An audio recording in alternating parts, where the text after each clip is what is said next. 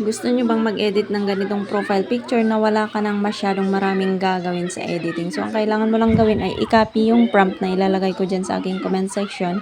And then, pumunta tayo dito sa Google at i-search nyo lamang ang ChatGPT. O kung may ChatGPT kayong app, yun na lamang po ang i-open nyo. And then, ito po yung pipindutin natin, ChatGPT. At dito pindutin natin yung plus sign. Select natin ang add photos para diretso na tayo sa ating gallery. I-select natin yung selfie na picture natin. Pindutin lamang, then pindutin ang add sa taas. And dito sa Ask Anything, ilang press, and then i-paste natin dito yung kinapin yung prompt.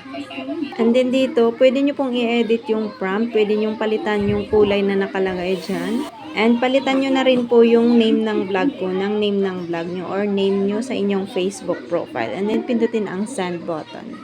Hintayin nating mag-generate. And ito na po yung na-generate. At para ma-download natin ito, ilang press lamang natin itong picture.